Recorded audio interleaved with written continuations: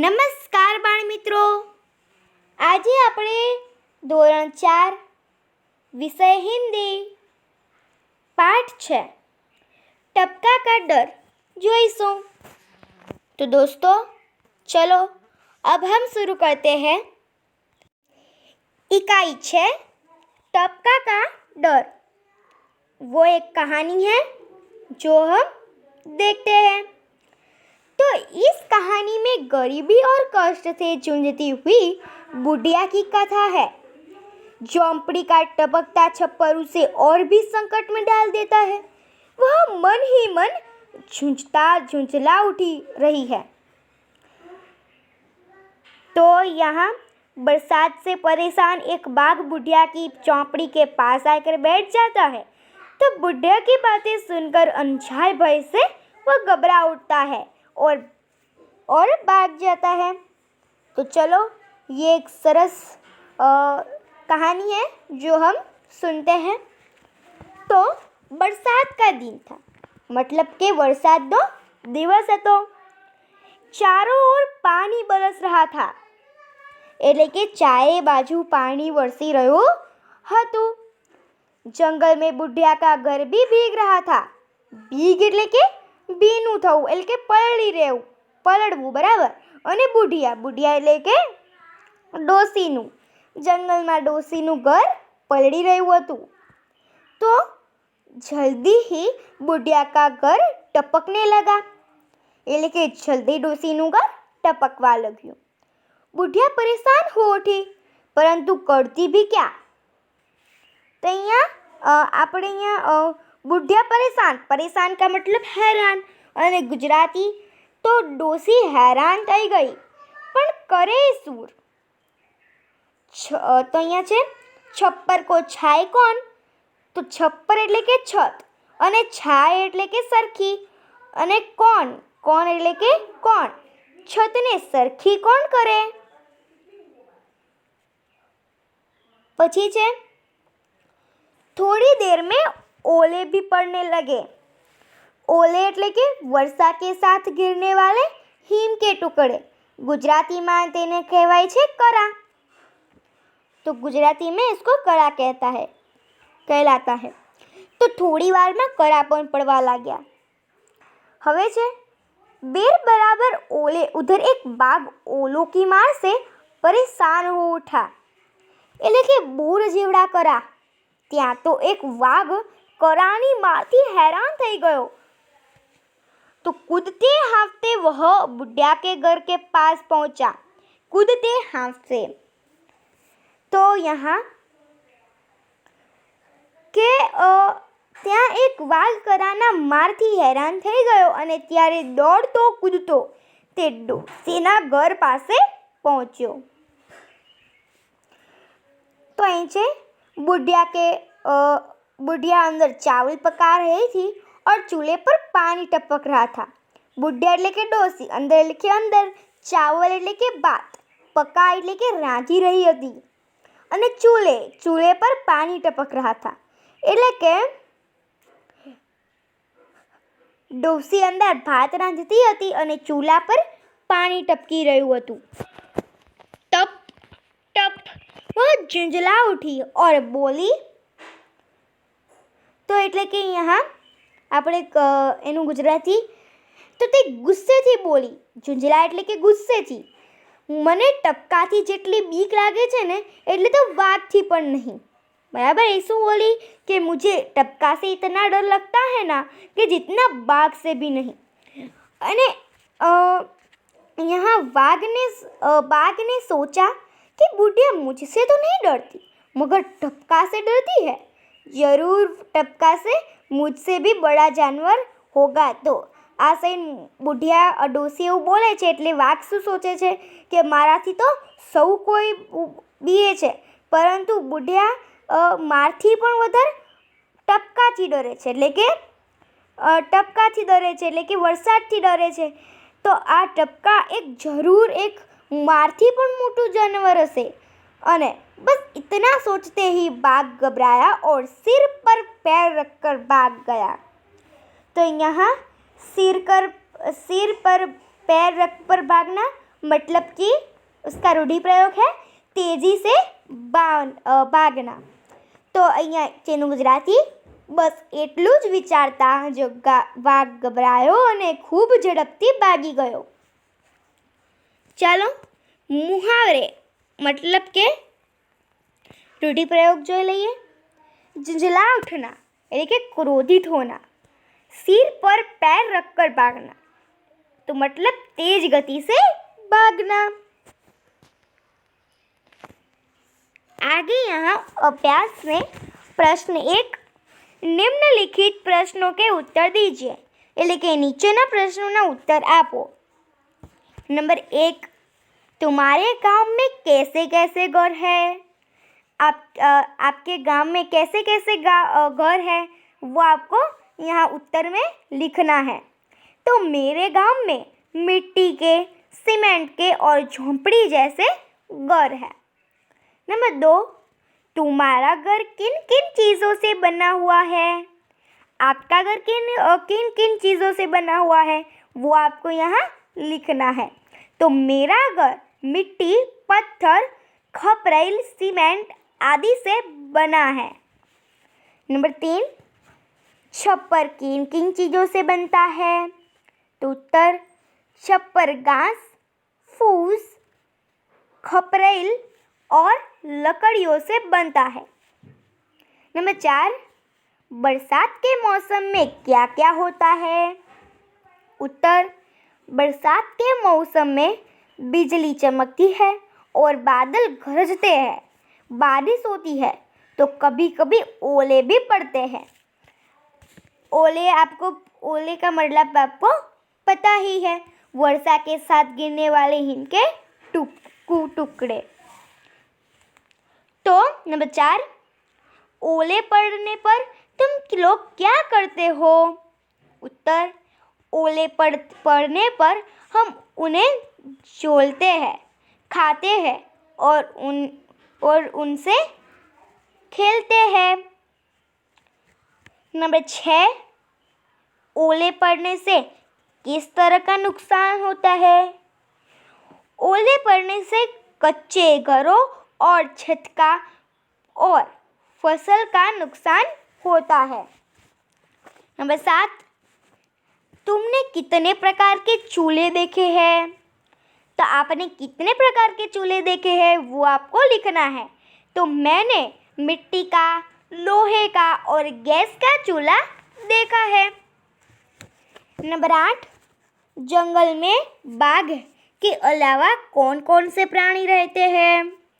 तो उत्तर जंगल में बाघ के अलावा सिंह खरगोश लोमड़ी भालू आदि प्राणी रहते हैं. नंबर 9 बुढ़िया मन ही मन क्यों झुंझला रही है. तो उत्तर चूल्हे पर पानी टपकने से बुढ़िया मन ही मन झुंझला रही है. आगे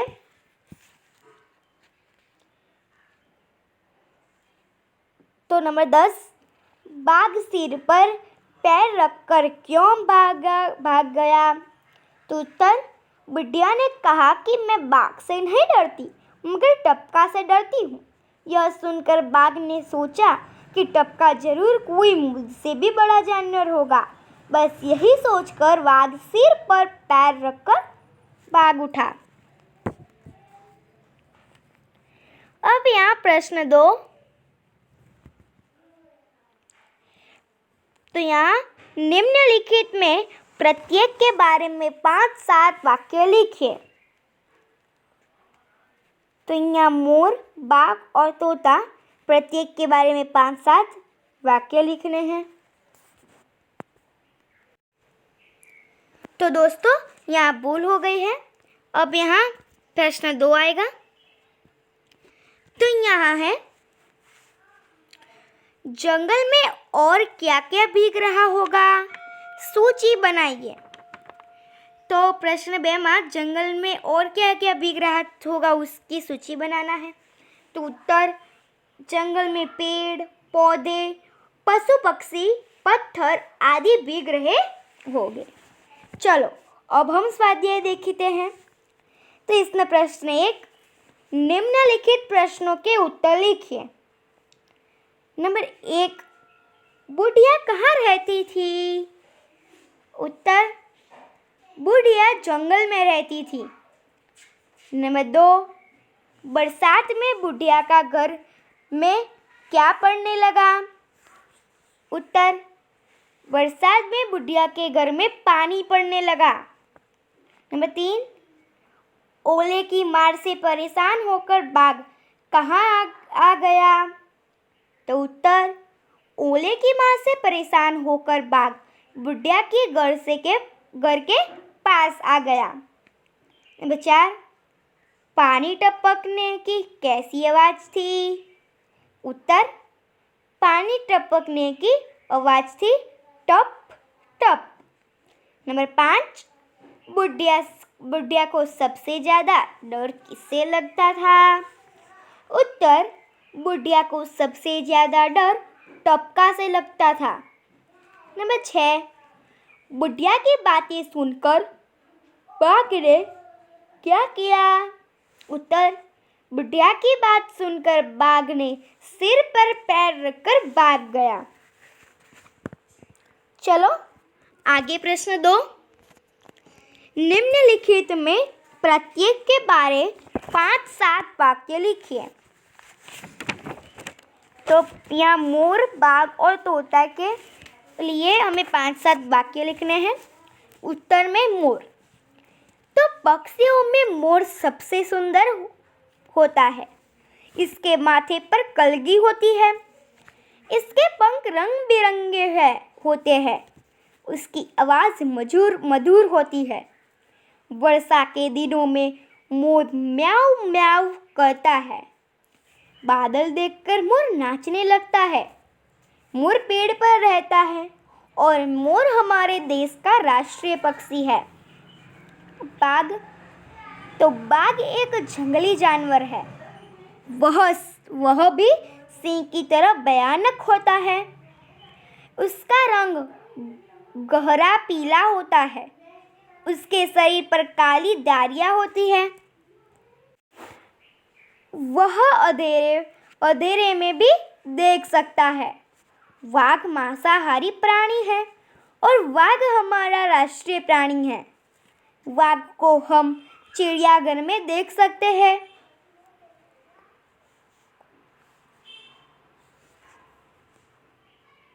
आगे तो तोता के लिए, तो तोता एक सुंदर पक्षी है। इसका रंग हरा होता है। इसके गले में काली धारी होती है।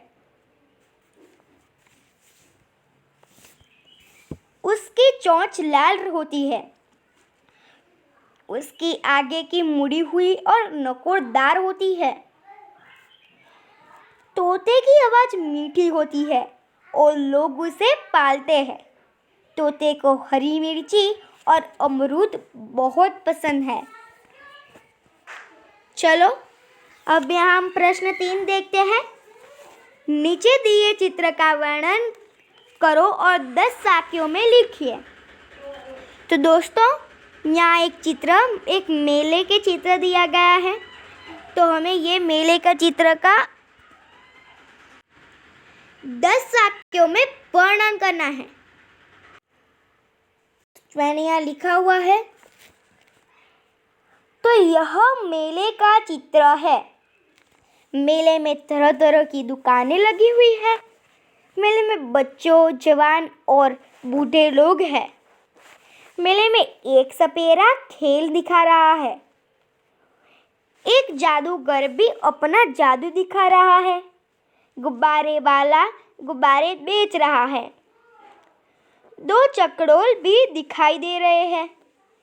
कुछ लोग चकडोल में बैठकर मजा उठाते हैं। 1 और 2 घोड़े खड़े हैं।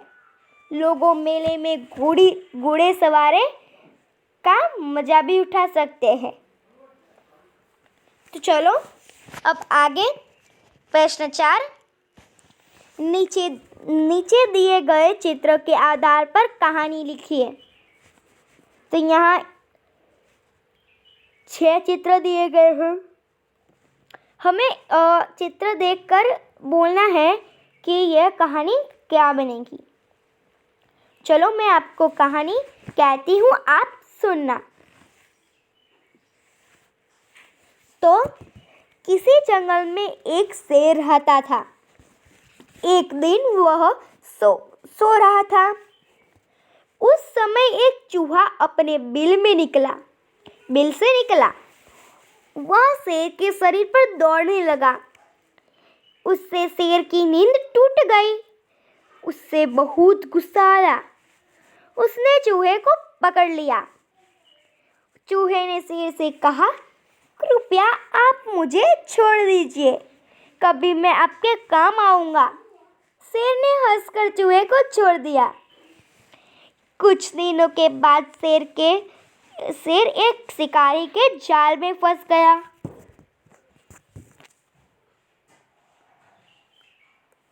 चूहे ने शेर को जाल में फंसा हुआ देखा। उसने जाल को कुतर डाला और शेर जाल से मुक्त हो गया। शेर ने चूहे का आभार माना। कभी छोटे प्राणी भी हमारी बहुत मदद कर सकते हैं। तो इसी तरह यह वार्ता बनेगी। यहाँ प्रश्न 5, नीचे दी गई उदाहरण के अनुसार वाक्य बनाइए। उदाहरण। प्रश्न 5, नीचे दिए गए उदाहरण के अनुसार वाक्य बनाना है। तो उदाहरण दिया गया है बिल्ली तो बिल्लियाँ। तो हमें यहाँ वाक्य बनाना है मेरे घर में बिल्ली है, और फिर बनाना है मेरे घर में बिल्लियाँ है। नंबर 1, मक्खी तो मक्खियाँ। मक्खी रोग का घर है। मक्खियाँ गंदगी में रहती है। आगे लड़की तो लड़कियाँ। यह मोहन चाचा की लड़की है। रहीम चाचा के 3 लड़कियां हैं। रोटी तो रोटियां। तुषार ने 1 रोटी कुत्ते को खिलाई। तनिष ने गाय को 3 रोटियां खिलाई। तो इसी तरह एक वचन और बहुवचन में शब्द लिखने हैं और उसी शब्द में वाक्य बनाना है। चूड़ी तो चूड़िया। तो चूड़ी तो अरुणा एक ही चूड़ी पहनती है। तो अब हम लिखते हैं शिल्पा 2 चूड़ियाँ पहनती है। तो दोस्तों यहाँ हमारी ये इकाई समाप्त होती है। आगे की इकाई में आगे के वीडियो में लेकर आऊँगी। तब तक के लिए धन्यवाद।